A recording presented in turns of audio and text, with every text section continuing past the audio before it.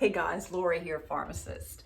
So I meant to make this video last week, but I just got sidetracked and things got really hectic. So I'm going to follow up and finish this today, what I had started working on last week. This is basically about using critical thinking skills when you're reading mainstream media. It's hugely important that you do this, guys, because oh my gosh, it gets really entertaining, to be quite frank, when you start to learn to think critically and you look at the big picture and way outside of what they're telling you and the manipulation and the fear that they're trying to instill in you and convince you that maybe you're crazy. Okay, so the title of this appeared in the New York Times. It was on January 9th. Is called "You Are Unvaccinated and Got Sick.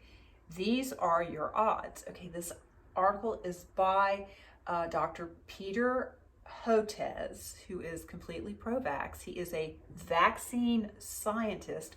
He works at the Baylor College of Medicine in Houston, and he has an autistic daughter named Rachel. He wrote a book called "Vaccines Didn't Cause Rachel's Autism." No, I have not read it, and I probably never will. Sorry about that, Dr. Hotez. Peter, I'm going to call you Peter. So anyway, yeah, he is a vaccine scientist, and if you don't know, pharmaceutical industry is largely, predominantly what funds all the research that's going on in the universities all across the nation, okay? And if they don't find what they need to find, they pull funding. So just to let you know that. So he starts out talking about vaccines prevent diseases and being unvaccinated carries risk. So does being vaccinated. As we're finding more and more every day, in spite of the pharmaceutical industry and CDC's denial, all you gotta do is read a package insert. Last year, the World Health Organization ranked vaccine hesitancy a reluctance to vaccinate despite the availability of vaccines among the top 10 health threats. Pretty entertaining, because we don't track vaccine injury very well here. We have what's called VAERS, Vaccine Adverse Event Reporting System, which is estimated by a Harvard study to capture less than 1% of the actual vaccine injuries. So I think we need to work on putting an adequate system in place or improving the one we have. Another video. To state it bluntly, being unvaccinated can result in illness or death. Well, and newsflash, to put it bluntly, being vaccinated can result in illness or death. It can also result in autoimmune diseases, neurological damage, seizures, ADD, ADHD perhaps, depending if it's related to neurological issues, autism, because what is autism from? It has to do with a form of brain damage, and that can come from a vaccine, from encephalitis, or from neurological damage, since we know that vaccines are loaded with neurotoxins. Yeah, so those are things to take into consideration. There's two sides to every story, and this is where you have to learn to read between the lines and not just believe everything you're being told, especially when it's by mainstream media that is owned by pharma. All right, then he goes on to talk about what was going on in Samoa. And he gives the statistics, which I had never had anyone give these. I've listened to things on read mainstream media stuff, but he says this: of about 200,000 people, which is approximate population of Samoa, there have been 5,700 cases of measles. This is before they launched the mass vaccination campaign. I don't know if this was in everything in the year 2019, but as of this article, or 5,700 cases have been recorded since September. Okay, maybe it was January through September, resulting in at least 83 deaths. Okay, so 5,700 out of 200,000 is still less than 4%. Less than 3% of the population. It's like 2.85%. Now, the thing you gotta know about Samoa is it's got their sanitation is nothing compared to the US, neither is their nutrition. So they got two huge things working against them. And still, measles has only affected less than 3% of the population. I kind of thought that was pretty good. 83 deaths. Well, if you do that math, that's less than 1 in 3,000. It's like 1 in a little over 2,400. In other words, I'm not saying that what's going on in Samoa with measles we don't need to be concerned, but it's not like it's going to wipe out the whole country, okay? And it does say that most of the deaths have occurred in young children.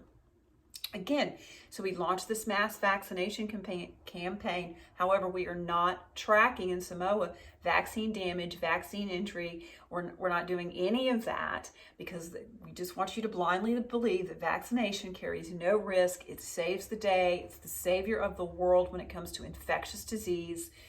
And that's what they tell you. That's what you're supposed to believe.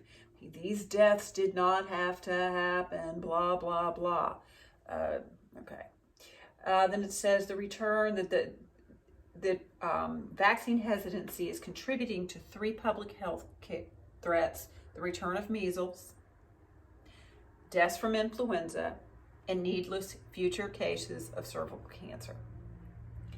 Okay. Each of these statements, measles, deaths from influenza, and needless cases of cervical cancer, are quite frankly ludicrous statements. I'm going to tell you why quickly. Measles, if you go back and look, this is per the CDC website, it says in the decade before the vaccine, that's 1952 to 1962, almost every child got the measles before they were 15 years of age. Period. Why is that relevant? Because it doesn't say they got the measles, comma, and 1/3 of them died, comma, 1/10 of them died, comma, 3% of them died. It's just a period, as if it was matter of fact. This is just life. This is the way it goes.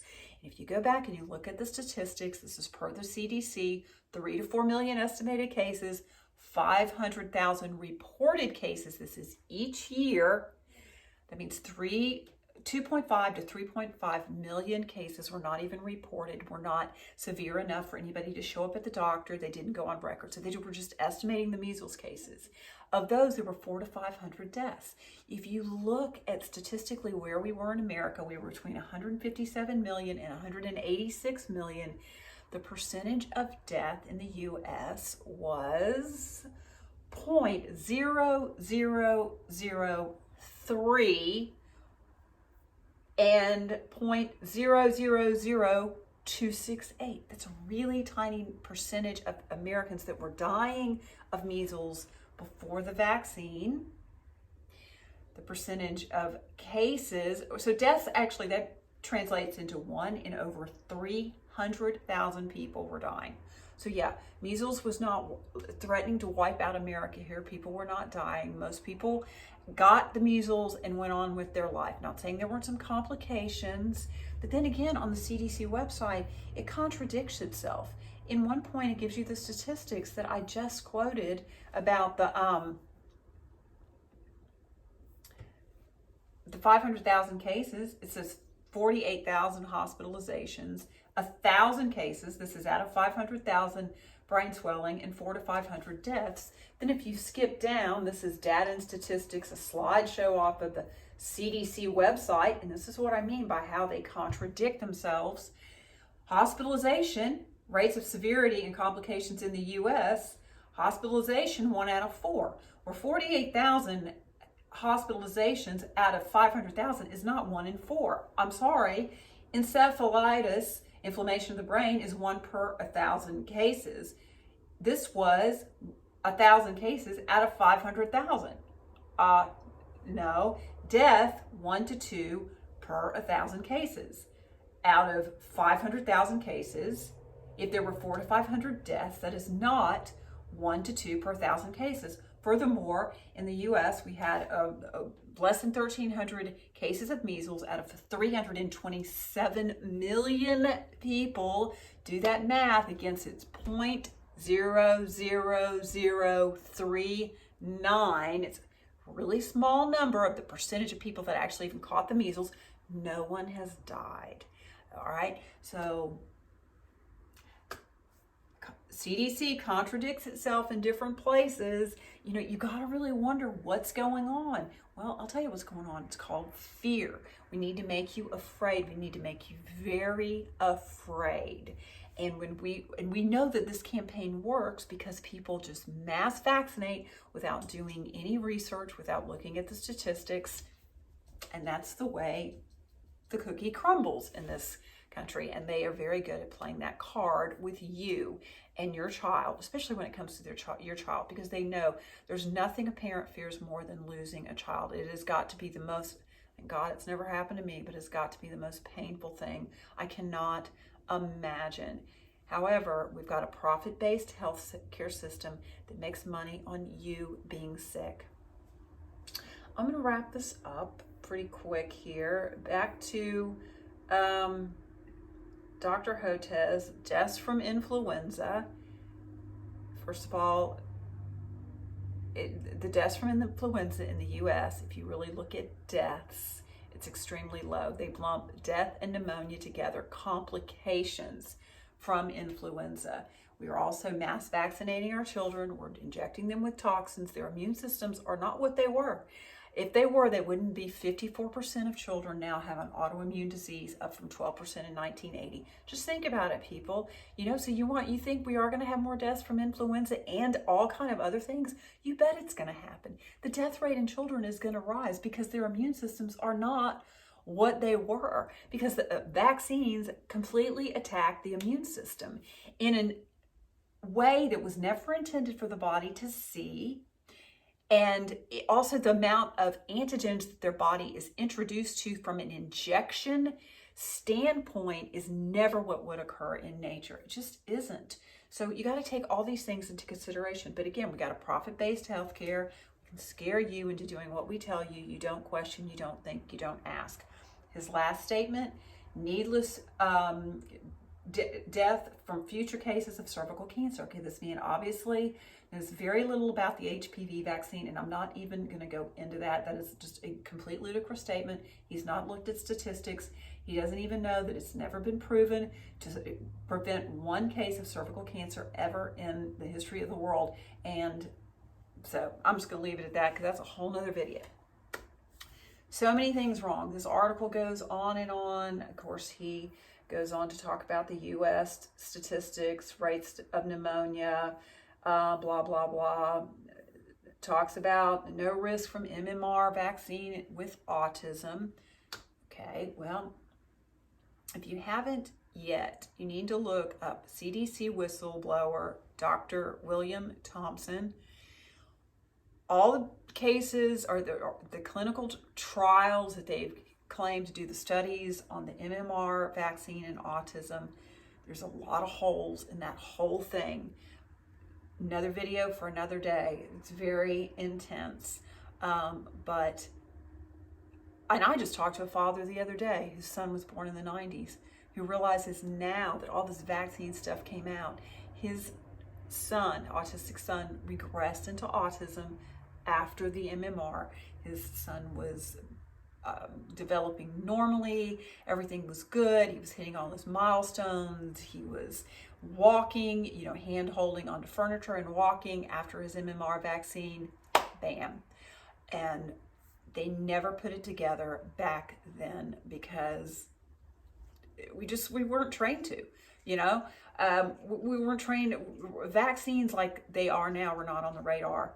So, but they're on the radar now, people. People are waking up, they're paying attention, and they're realizing how incredibly risky, especially all these vaccines that we're giving to tiny, tiny babies, when their immune systems, when they themselves are so poorly developed. They're just tiny, innocent babies, and vaccinating putting all these toxins is deadly, and it's creating a wave of illness like we've never seen before in our young people.